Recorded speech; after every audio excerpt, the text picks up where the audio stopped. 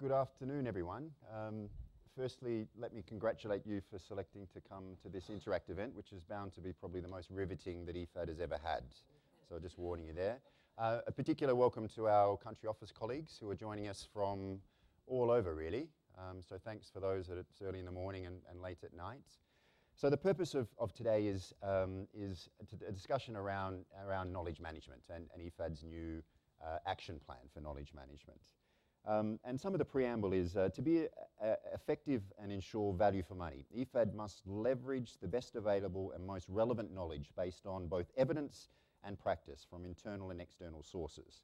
Learning must be a continuous process to ensure IFAD becomes more agile, responsive and innovative in the solution it brings to the challenges of delivering the Sustainable Development Goals. So that's the theory behind it. What we're going to do today is to discuss the action plan specifically, but particularly to try and answer some of the questions about why and so what. Because this is a knowledge management event, of course, we have to do something sexy in terms of the way that we're going to present it. So we're going to be using a fishbowl type of technique, and I don't know if anyone is familiar with it.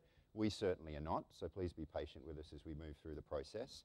But what we have in the middle here is some fish, and what we're going to do is to, with respect, we're going to ask them some initial questions and they'll provide some answers. Those of you that are forming the bowl, what we'll do is invite you to come in and make some comments and questions. But the way you'll do that is to come up and tap one of the people on the shoulder. They will be removed. You take a seat and then you can ask your questions. So you can signal to me in any way. I'll be looking for hands up. I'll be looking for blinking of eyes and even breathing will make me ask you to come up. So with that, I'd like to perhaps invite Paul, who's the big fish here in the bowl, to make a few introductory comments. Paul. Just to start a bit, so Ron already mentioned the general importance of knowledge management, just to reiterate that a bit. Ultimately, our ability to do a good job in the field, which is our ultimate objective and have results, is based on our knowledge of the sector and our ability to do things. That's built on experience. So we have a tremendous amount of experience within IFAD, among the staff of IFAD, but it's also built on evidence that comes from the outside. And so we need to use that to make sure that we're doing the best possible work we can to get the results that we want. But beyond that, it's also really important to show that you have that knowledge. And we've gotten better at that over the last decade. I think the last knowledge management strategy did a good job of inspiring people to do lots of work in the areas of knowledge management. What we need to do now is to make sure that people around the world know that. I think within countries in which we work, it's pretty well known. We have a good reputation in lots of countries. I think globally it's less known.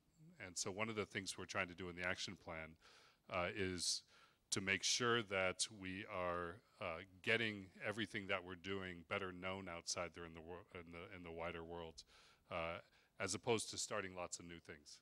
It's to take advantage of what we have to organize it and to get it out there. So that's a lot of what we're hoping to do in the action plan and hoping to discuss a bit more today. Okay, great. Paul, if I can perhaps ask a question, and it's the so what question. Why knowledge management? You've outlined some things. And what elements of the action plan will help increase IFAD's visibility and improve its performance and recognition from its membership? So there's lots of things that we do that I think we can leverage off more.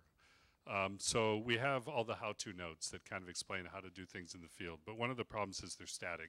You know, they're done at one point in time and they're not living documents. And the other is that they're not as widely known as they could be. When I came to interview for the job at IFAD, the only knowledge stuff I could find was from IOE. I couldn't find anything on the website. Then I came for the interview, and some people told me about all these other things, so I Googled them, and then I found them. But it wasn't obvious what was being done.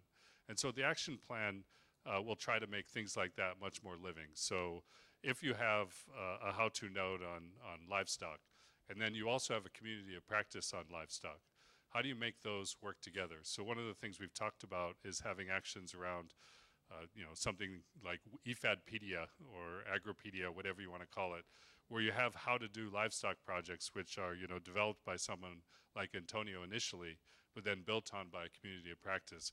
How does that help? One is that community sees IFAD as a leader, and so you start seeing that, this is being driven by IFAD and people start joining in. The other is you're actually getting their knowledge as well. And so you're helping facilitate that. So a lot of the things we're trying to do is along these lines, to take what we already have and to build and expand upon them. Great. Thoraya, if I can perhaps throw to you for a moment. What's the role of knowledge management in reinforcing our capacity to deliver high quality projects? And how can we sort of promote more accountability for knowledge management between PMD and SKD particularly? Thank you very much. That's also a very good question. So going back to when I joined IFAD 9 months ago, I started asking actually to understand what makes the difference between IFAD and other IFIs that I was involved with. And here people praise themselves of being the agriculture experts. And every time we have a discussion, yes, we know the small-scale farmers, we know the rural areas, that's what we work, and nobody else knows them as much as we do. As Paul said, our challenge as an institution is to develop or to design projects that deliver impact and that we keep being seen as a leader of this sector. This means that you need to do more than others in terms of innovation, in terms of results. And to do that, you need knowledge. You need basically to have a comparative advantage, this capacity to identify the next thing, to do things differently, to understand what works, what does not. In the past, PMI was involved through this quality review process. So basically, we're providing comments. And the main criticism was, and I would say it in French and then translate. La critique est facile, l'art est difficile. Means critique is easy, art is difficult. So under the new business model or the new delivery model, the idea is really to join forces. The whole idea behind having PMI or this joint accountability that you manage is that instead of putting comments on what should be done, is to actively contribute to make this reflected in the design of the projects. So that's how it should work. So the key for this to succeed is basically teamwork. We need to work together to communicate. It doesn't mean that we'll always agree, because there could be also other considerations, but through this joint accountability, the objective is not to substitute to the CD, the country director role, but to make sure that this knowledge which is sitting in people's head translates into better design, better results of the projects. Perfect. A follow-up question for you is on, we've recently gone through quite a widespread decentralization, and a lot of our resources now are in the country offices, such are connected tonight. As knowledge is important across the whole organization, here in Westeros, but also in our country offices, what's the process that we can ensure that the knowledge that's been generated in the field and in HQ here is able to be captured and disseminated in the right kind of way? To be very frank, there are two challenges that we face at PMI. The first one is the regional decentralization, and I think we are not the only division. We all struggle between now the HQ versus the field. The other one is even I would say the silos among the desks, because we have colleagues covering different themes. So we have the livestock specialist and then the rural finance specialist. And sometimes you realize that the most interesting projects actually result from the collaboration among people covering different thematic areas. So the way we've been trying now to do it is, one, we are encouraging this I would say cross desks and cross regions collaborations. So having someone, I know that for example Harold is working on something on land, and he's involving Jonathan, who's based in West Africa, and Michael, who's based in Delhi. So the idea is really to use technology, emails, VC, to foster this collaboration, because we should avoid having a situation where people work in silos. And one of the objectives of the decentralization is, one, to be closer to the clients and the field, but also to be able to pull out some local knowledge, so that the person working on Asia could also benefit from the experience in Latin America or in West Africa. So across, I would say, cross-regional teams, communication. As Paul said, that we're also making now a lot of efforts on the dissemination, because what we realize very often, we focus on, yes, generate this knowledge, how to do notes or generate the reports. They're great documents, but they have no value unless someone reads them and benefit from them to design better projects, because we are not a research institution. We're in the business of developing and helping countries solve their development challenges. So we are now making extensive efforts on the dissemination, the access, and the use. Great. And we have colleagues, of course, connected from the field. So hopefully we'll have some questions coming in. And we have Benoit, of course, who's back with us for a short period of time. Mr. Brett, if I can turn to you, please. We, of course, are professionals, and we prepared for this event over many months. And in my research, Mr. Brett, on the 8th of April 2014, in an APR divisional meeting, you instructed people that the APR has 4 priorities, and I just need to read these out in case I get them wrong. Delivery, delivery, delivery, and delivery. So I'm wondering, most people in operations see KM as being a little bit theoretical, a bit of an obstacle to the work that you actually need to do. What's your reflection on this from an operations perspective? Mr. Hartman, my reflection is that you weren't at that staff meeting because it was too late in Jakarta. No, I think this is the core of the matter, is how to translate the theory into practice. And I think a lot of people get turned off or get frustrated by the theory and the jargon. But I think if you start trying to identify practical cases where knowledge management has actually resulted in something really interesting, suddenly people switch on. Do you have any examples of this? Let me give you a couple. So if there's one thing that IFAD is known for in India that we know that nobody else knows, and that's the key, something which is our genuine comparative advantage, which we have gained over 20 years of experience, is how to work in the left-wing insurgency-affected districts. So this is areas where the government do not go because there's fear of kidnapping. And we've been allowed by the government to work in these places. And we've developed a modality for working in these places and delivering impact in these places. So very recently, the government of India, recognizing IFAD's experience, requested us to pull together the knowledge of basically how to do it into a concise product, which was then fed back into the Indian government system to help them with the design of a national program focused on the left-wing affected districts. So that's a really interesting case because it's a government recognizing IFAD for an experience which we have a comparative advantage for and asking us to consolidate our learning and our knowledge into something concrete, which is then fed straight back into the system. Another example, I recently became aware of BRAC, which is the world's largest NGO, working in Kenya. And this was a surprise to me. I genuinely didn't understand how that happened. So I started exploring with the country team, with Robson, who was the CPM at the time, tried to figure out how this happened. And sure enough, the government of Kenya at the time were very, very interested in how to do graduation models for ultra poor. And they knew that IFAD had a big program in Bangladesh. They knew that BRAC was one of our partners in Bangladesh. And Robson cunningly recruited a lady who I will call a knowledge broker, Maliha Hussain, who many of you probably know. She's one of the most outstanding consultants who works in IFAD. And she was put on the design mission. And she basically was the bridge. She brought BRAC into that project.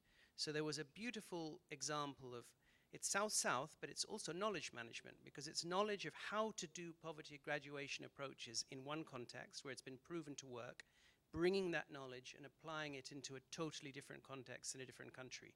And the key element was the knowledge broker, in this case, Malia Hussain.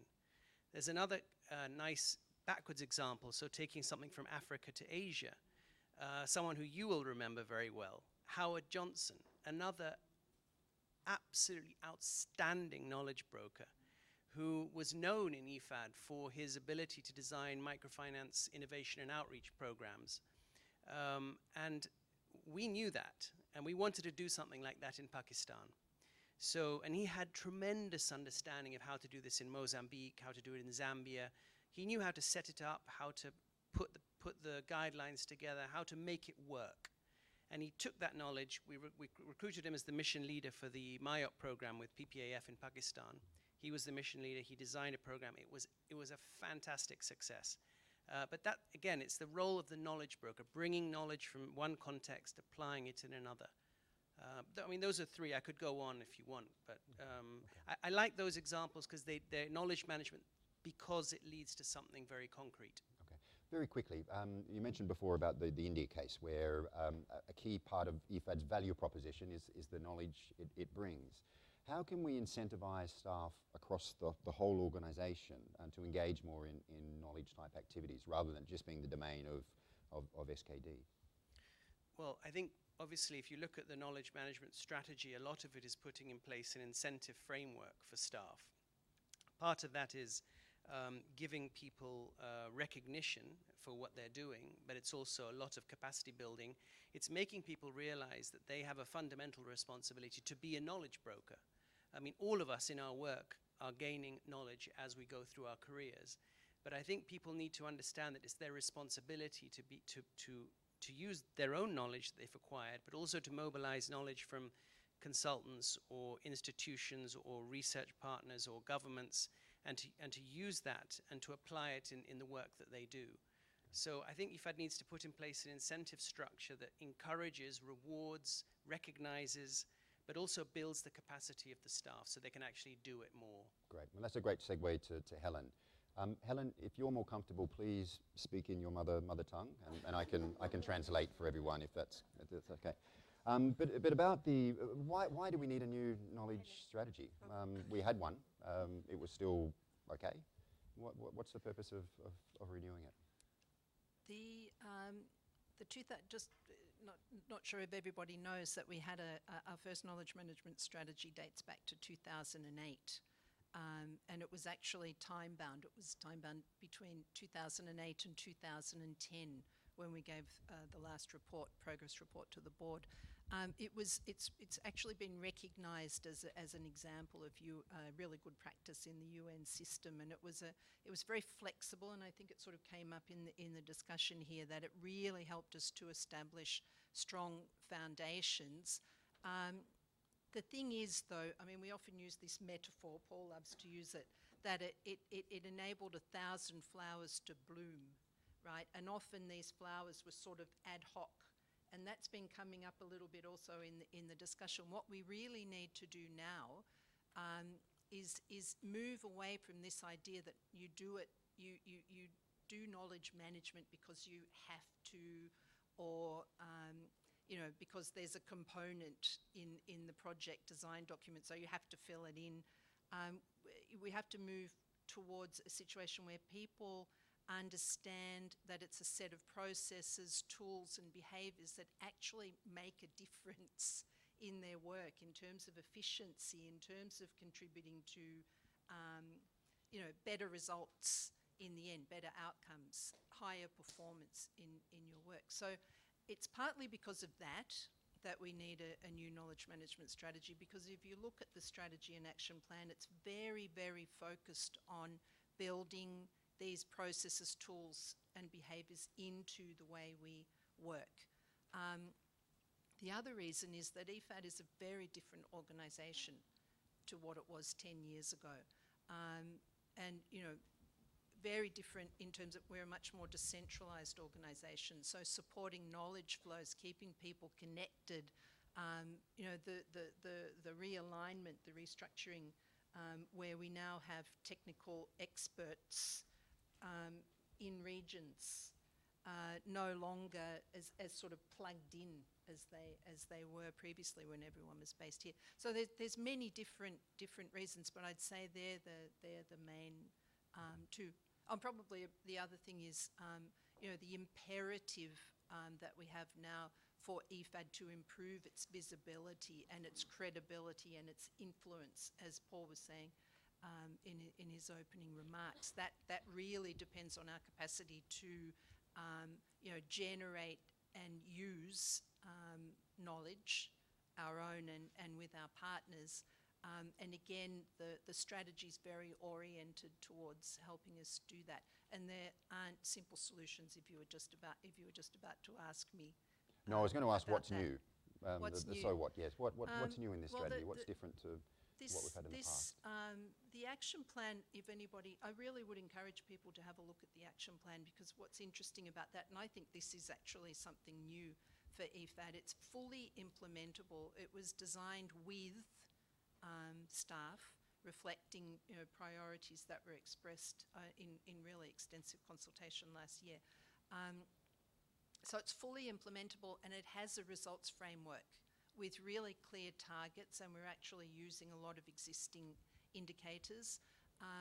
There are a lot of ongoing activities, but there are some really interesting new activities.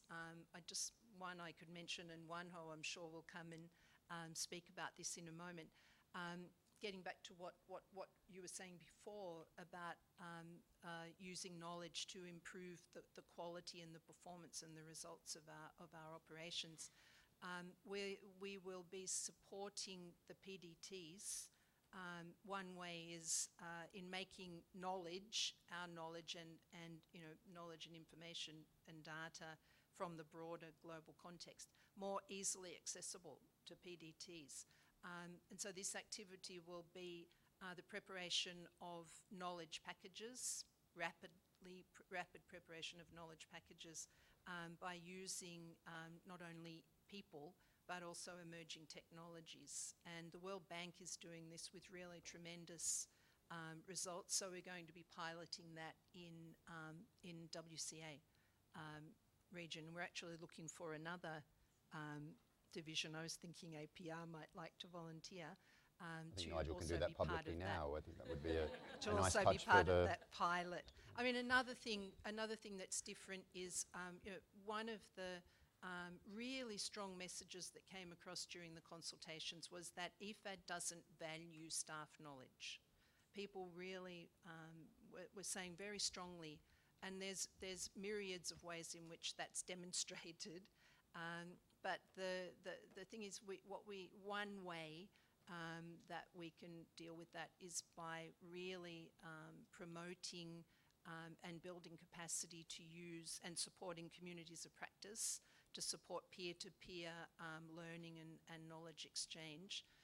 Another way is by demonstrating that we value staff knowledge, by improving handover processes, so that we're demonstrating that we understand people who have experience in a certain position must be able to hand over that knowledge and experience so that the new person coming in can onboard really quickly, that they're not wasting time, repeating the same mistakes or duplicating effort or whatever.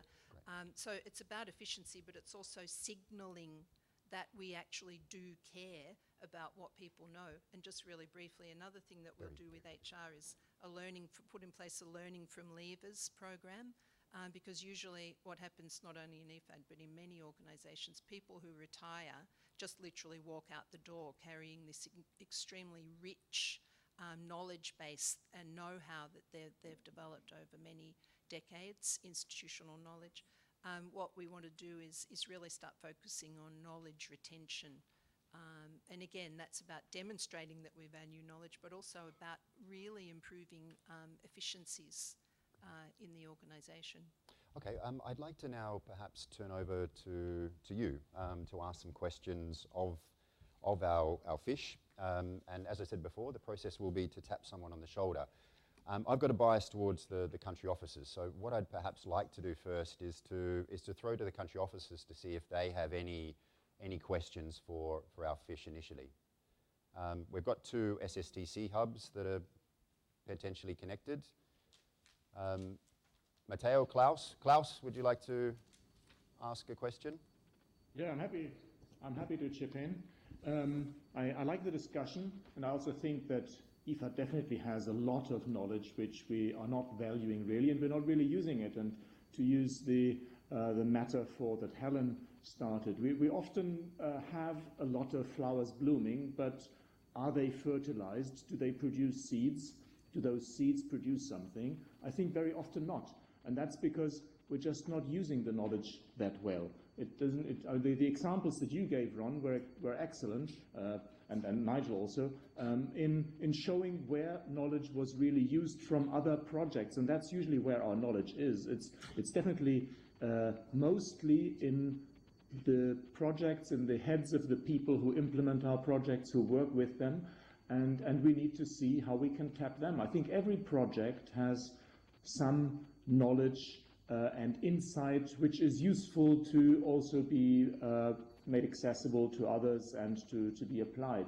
And it's important to try to find that documented. And in our normal run-of-the-mill, we don't have much time and extra resources to go for documenting that and making that available. And very often, if we document something, then it's not really made available to others because it's very difficult for others to access it. So we need to find some systems. Now we have the Rural Solutions portal, but actually I find it's not very used. It's not populated with so many knowledge instances as we have. It doesn't really reflect the wealth of knowledge that we have. So we need to make an effort in a way to populate it, but also to use it. And I think for very many designs, for very many implementation support activities, we can definitely use this kind of resource. And for example, those excellent examples that Nigel gave, why are they not there? There's a big risk that if we lose people, this knowledge is also lost. So we need to make a real effort for it. And I think it's very good also to link SSTC and knowledge. Knowledge is always the basis of it, otherwise it's just development tourism. So for every SSTC activity, we need to think what is the knowledge behind it that we want to transfer from one place to the other. And then is it only transferred in a visit, or do we also have other ways of making sure that this is accessible for the future? So I think there are lots of challenges there.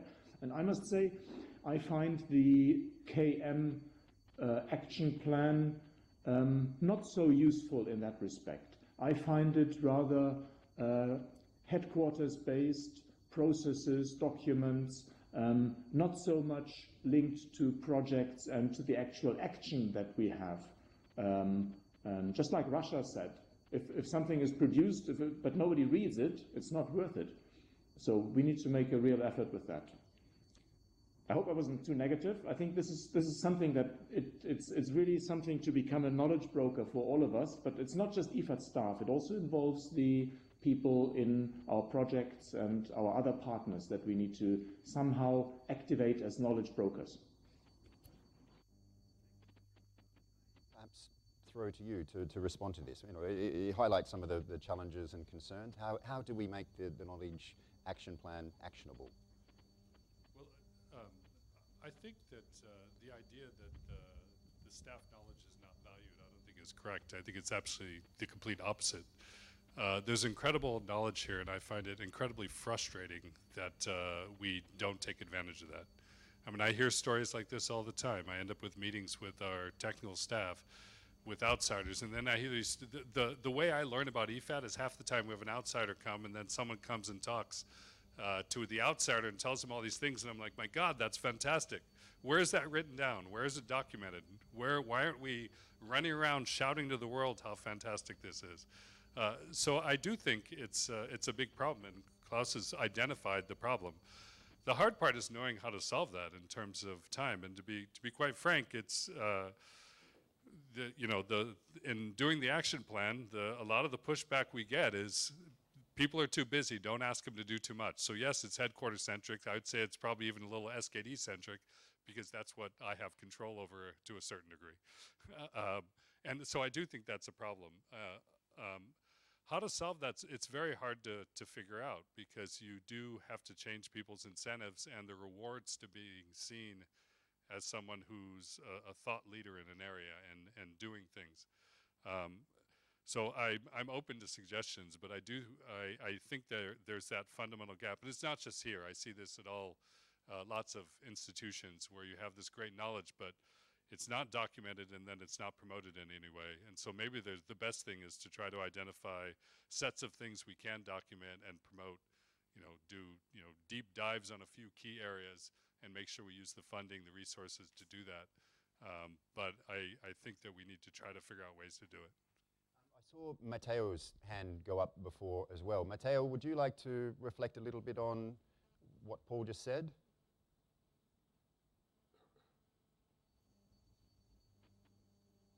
Maybe not. Yeah.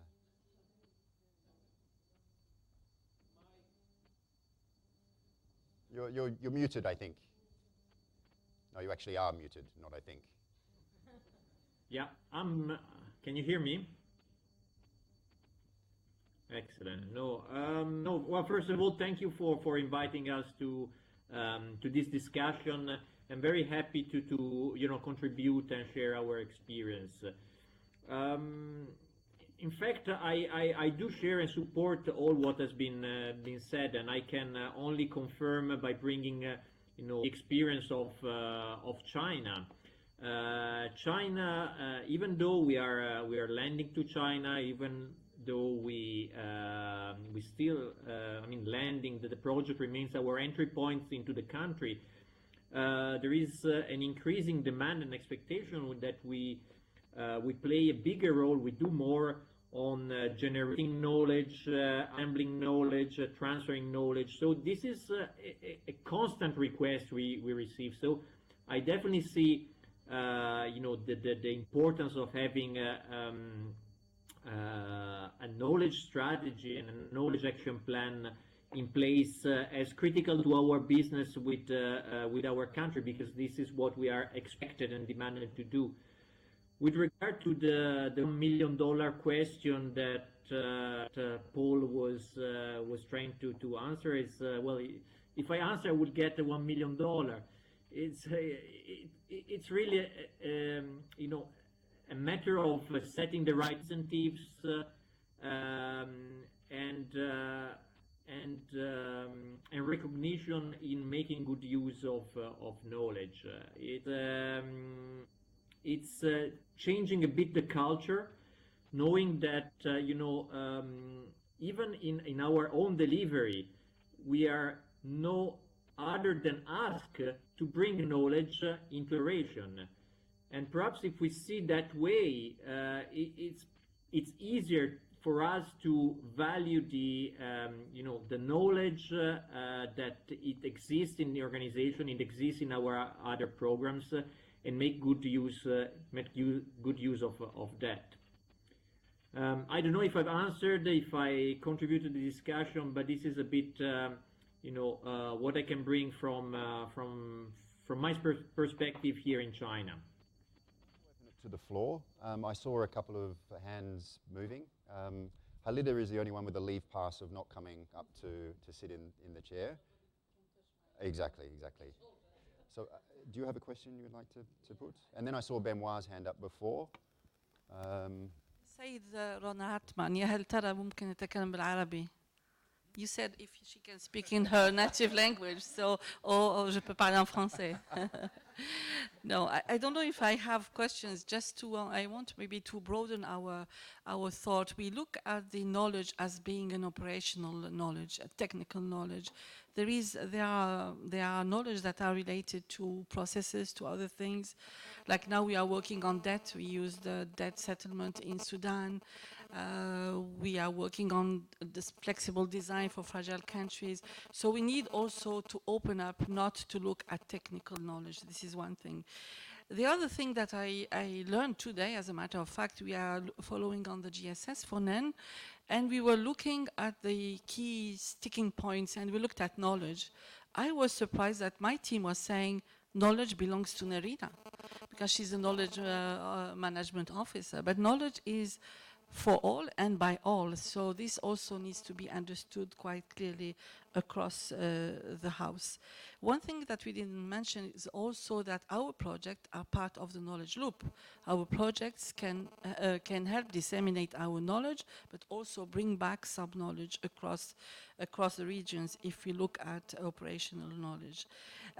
The other thing that we didn't say, we are looking at our good practices, but we are not looking at what kind of knowledge we can bring back from research, from our grants, because at the end of the day, talking about on my behalf only, our upper mix are looking for wow design. And we don't always have the wow answers. So we also need to broaden and not to be so much IFAD centric. I will conclude just by saying that in terms of incentives, in NEN we have peer reviews, and each CPM or country director now is not obliged, it's not a good term, but is committed to chair 3 peer reviews. So it's an incentive. It's recognized in their past. This is a way also to think about it. Thank you for allowing me. Thank you. Thoraya, can I ask you to respond to this, particularly the WOW design question? How do we get WOW design? That's a very good question. I mean, the WOW design is something that not only upper mix, that everybody's looking for. Because as I said at the beginning, we prize ourselves of being the experts of agriculture. I can maybe speak about something, because you mentioned the grants, which are supposed to be a way or the best tool for us to test innovation, test models so that we can scale them up. What we have done, for example, is that we, actually with the help of Laura, we have created what we call a knowledge tracker. It's basically to identify what are the knowledge products we can get out of these grants. Because for so far, what happens that we have these grants, we have these great products. Very often it's publicized on the website of the partner, but very often, I mean, we barely hear about them, or we have this like small interact where we have 5 nice colleagues who decide to join.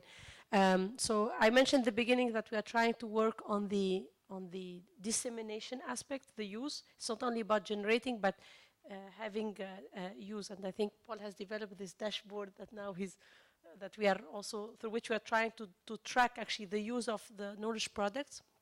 I agree with you that we need to look at the processes, because it's not, sometimes it's not a matter of doing, you can do the same thing but using a different process that makes it completely different. I mean, the issue of resource, constraints on resource has been mentioned, I think, by colleagues in the field. Because one of the struggle we have is that people, I mean, sometimes you don't even have enough resources to design your own project. So having the time to sit, to write down what you have in your head is not that straightforward. And that's why we need to be creative, because very often, I mean, when we mention knowledge, people think that they have to write reports or papers. Sometimes 2 paragraphs about an idea could be sufficient. And it's not only about what works, but also about mistakes that we made from which we need to learn. Emma, would you like to join the circle, as you were the first one with your hand up? And I'd ask Shwani, perhaps you want to take the other vacant chair as well? Please, please. And then we'll start a tapping process of rejecting some of the fish. Please go ahead. Okay, thank you, Ron. Good afternoon, everybody.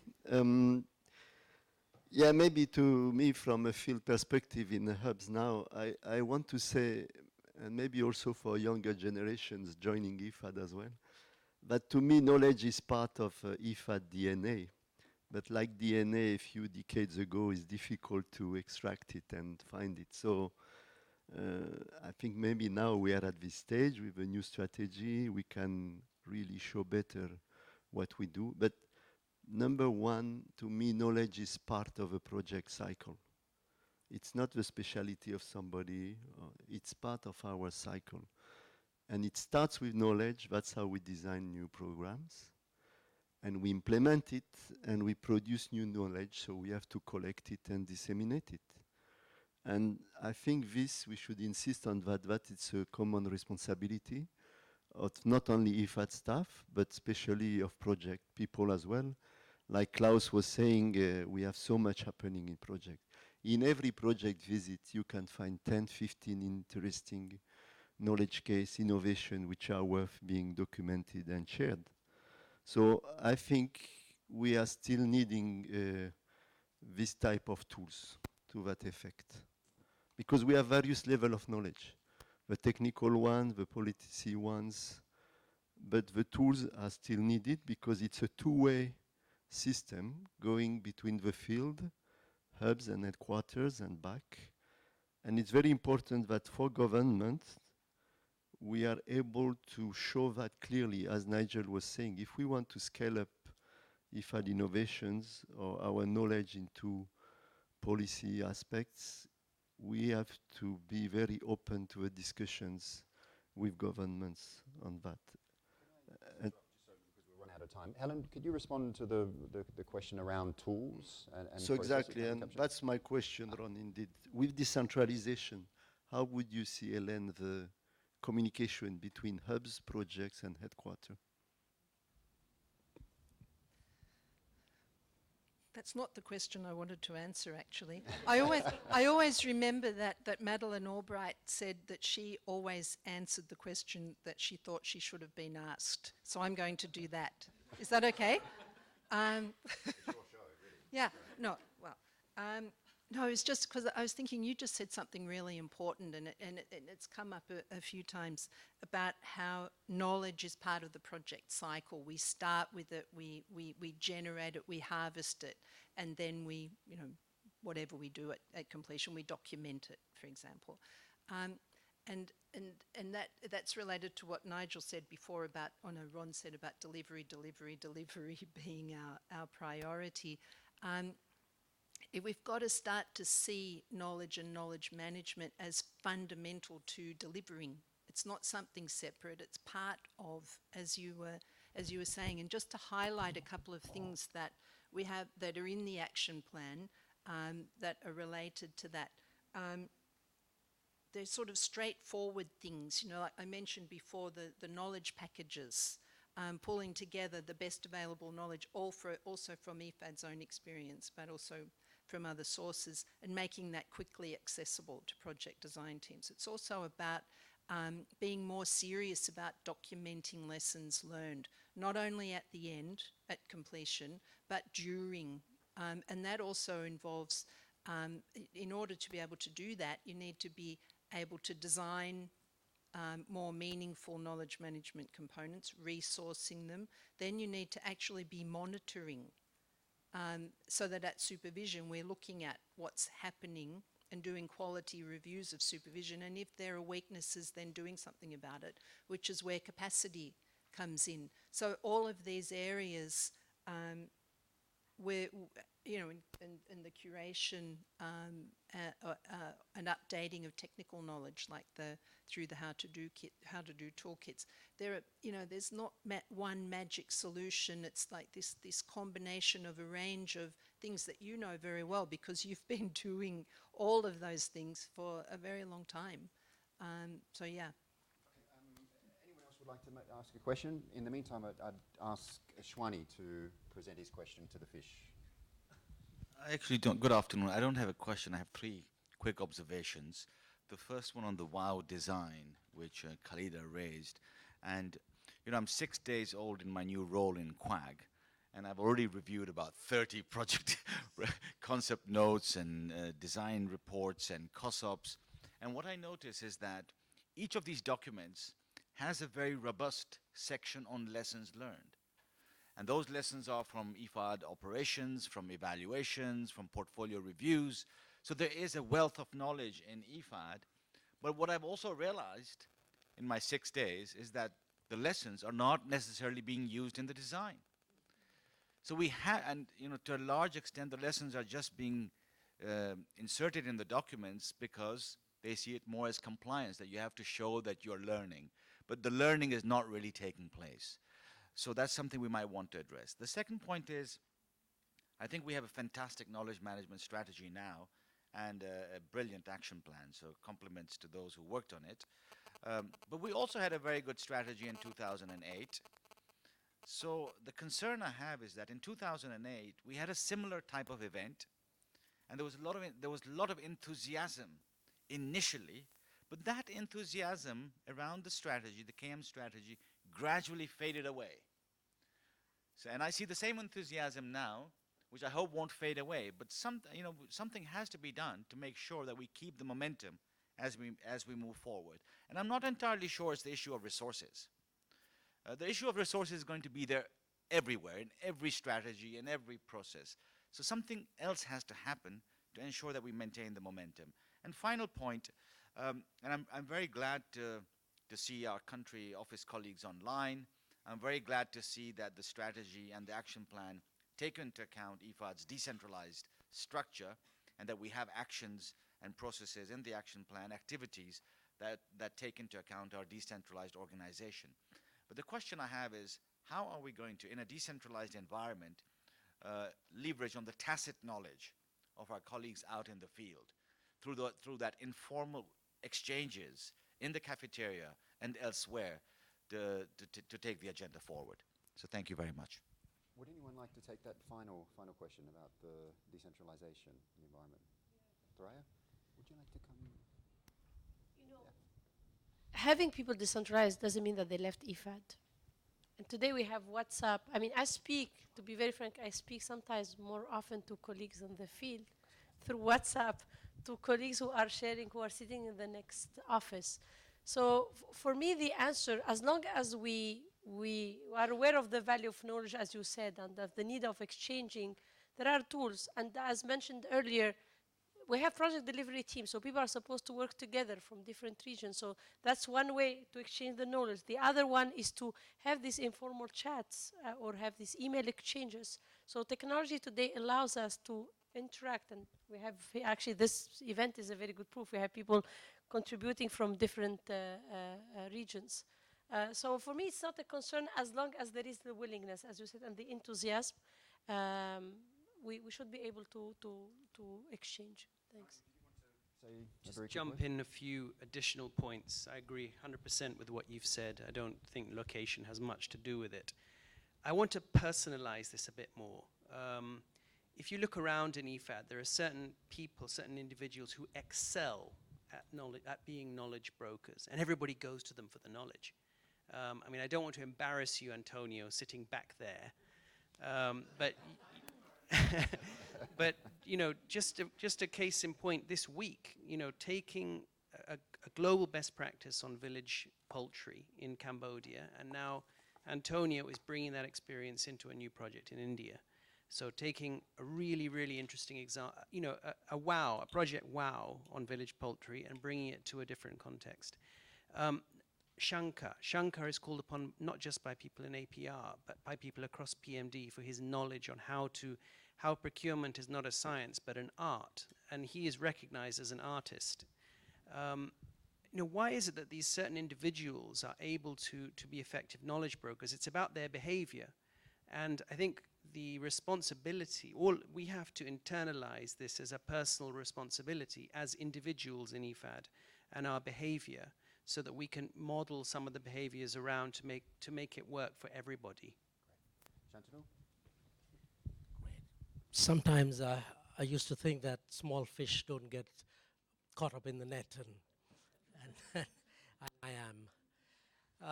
I'd like to add my voice here, basically to congratulate Helen and the team and SKD for an excellent action plan. Now, somebody asked you the question, what's new, what's different? And I would actually put it that in some sense, this action plan allows knowledge not to be looked just as a capital or tacit knowledge, as somebody was mentioning, Ashwani, but that we are going to actually have a dynamic process of knowledge as a flow, you know, improving the incentive structure, putting in knowledge brokers to make the knowledge actually flow. I would like to take the cue from Thoraya and others, you know, back in the 90s, Nigel, you were involved, Laura was involved in our developing technical advisory notes, we call them. These were knowledge notes based on knowledge that was generated by IFAD grants. And they worked for a while, but unfortunately they weren't very successful because they couldn't be adapted to the local context. And that's very, very important, actually, as we get into a clearinghouse function, perhaps, under the action plan. We might think of how we can actually use some knowledge that has been proven to be successful, worked in a particular context. How do you adapt it to the local context? And I'm not just talking about biophysical knowledge, but also knowledge on institutional arrangements or policy that has worked in one place that can work under homologous conditions elsewhere. Thanks. Helen, would you like to respond? It's just a challenge that we need to. Would you like to ask a question? Sarah, would you? Yep, come on. Please go ahead. Okay, thank you so much. I don't think I have a question, but just to express a few things that I know from my personal experience that I think we could benefit from. I think on the issue of visibility, we have a lot of things to share, which many people have mentioned, but we don't really shout it out. I think we are the people who are a little coy about our experiences. For instance, in Uganda at some point, there was a project that contributed to having regulation for Tier 4 financial institutions. And it ended in maybe one blog from the country office, and that was it. But that's not it. And then another project was designed, but then what is happening to link what was learned from the previous to this new project and what is taking it forward, it's nowhere to be seen anywhere in IFAD or outside. And it's a missed opportunity. So I think that we do things, but we don't shout them out. And maybe now what we need to do is to think of how do we link everything up in the various, not just across projects and what, but also in the various divisions like communications, working more closely with projects, with the research people, with the M&E people, and everything like that.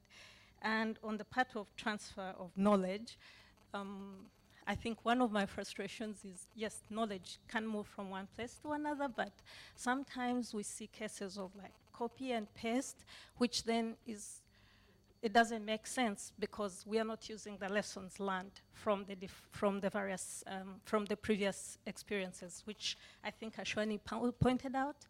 You have lessons from a previous design, but then they are not reflected in the new design of projects. And that's mainly because you have some people who have an idea of how it has been done in another country, in another region, but are not willing to use the experiences from this particular country and the lessons learned from the previous experiences to design the new project. So I think for me it's a couple of frustrations that I think I hope that the new knowledge management action plan and strategy will address.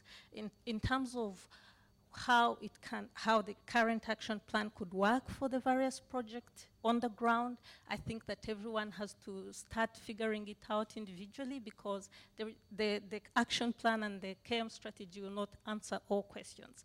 We each have a responsibility, I think, to figure out what works and then to improve the action plan and the strategy, because I don't think it's just a static document. I think we should continue to improve it. Okay. Thank you. Paul, you mentioned before about your experience when you came to IFAD, about you really found out about the knowledge from external. Can you reflect a little bit about why don't we shout it out, as was just said? I think and then we're going to wrap. As she was speaking, I was thinking of, I often, very often, in multiple countries our major donors go to, I hear IFAD referred to as a hidden gem. That's not a great compliment. It's a gem, fantastic. The fact that it's hidden is terrible. And it is a question of why it's not shouted out more. But it is very hard. We're small. And so it makes it harder, right? You know, IFAD is not on the jersey of Barcelona as other UN agencies have been. So it makes it difficult to do that. But we still need to try to make an effort, especially a targeted effort in key countries. And ERG does have a strategy now to try to do that. And I guess that's part of your new job. So we can blame you later when it doesn't work out. But I do think that it requires trying to do something systematic. And one of my concerns in doing this strategy is it will be on the surface because it'll be driven by people like me who have a general sense of what IFAD does and is able to articulate our broad vision, but it's not as deep as having people and having information directly from projects. And so the key is try to figure out how we can draw that information out of projects, and we have all those great examples to articulate those as well in those broader conversations. Sarah, do you have a very, very, very brief question? Complement this one. Okay, so I wanted to share my experience, which is very similar to Paul, but different. When I did the interview for IFAD, I felt a little bit the same feeling. I was a little bit confused and also tried to identify the right information. But then, when I came to IFAD, I have learned so much about IFAD, working inside, and I have understood the World Bank, how the World Bank was working. I mean, even though it's a different institution. So think of little things. The organization, how the organization is reflected on the website. It's difficult because the organization is changing. And also, you don't want to think of the region, okay? Because what is IFAD? We have to think what is IFAD, what the IFAD does, and how this is articulated on the region. And think of the World Bank website, which is the closest that we can have, at least on the agriculture side. At the World Bank, you have the World Bank, and then you have the agriculture website, and then you have the region website, and it's difficult because the World Bank doesn't do only agriculture, it does tons of other things. But all those we call them division, they call it differently, they call it global practice. You don't understand the link between them. You understand much more how it is effective working inside IFAD, because it's small. So being small for me is an advantage. The problem is you have to try to identify the link to communicate it outside. And this is more problematic. But I know that we're late and I cannot continue. I could continue half an hour, Okay, so I'm going to very stop. Good, very good, no problem. Ladies and gentlemen, thank you very much for your participation today. We're out of time. We started a little bit late as well, but I think it symbolizes that we need perhaps a broader discussion and more time. I think it's been very rich. With the risk of leaving things out, perhaps I'll just try and summarize in 5 words. So the first word that come up today, I think, is demand. Demand. What we heard from Nigel at the start is our countries see knowledge as our key commodity. Most of the discussions that we have is not about finance anymore. It's sometimes about technical assistance, but it's really about the knowledge that we bring, and that's our main value proposition. And the WOW design, I think, was an interesting one. The second word that struck me was opportunity. We heard about the treasure chests or the hidden gems that we've got across the institution. Benoit highlighted about the project cycle and some of the knowledge that comes out of that. Ashwani highlighted the fact that we're not capitalizing on that in making sure that lessons are integrated into design. And I heard also something for the first time that a procurement guy is an artist.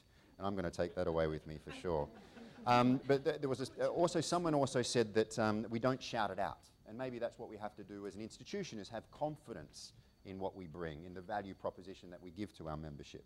The third word that I had is people. And it's very much about us collectively. Generating knowledge, capturing knowledge, sharing knowledge, particularly as we are a decentralized institution. And related to that is the processes that we have, how we communicate with each other, how we ensure that lessons are shared equally.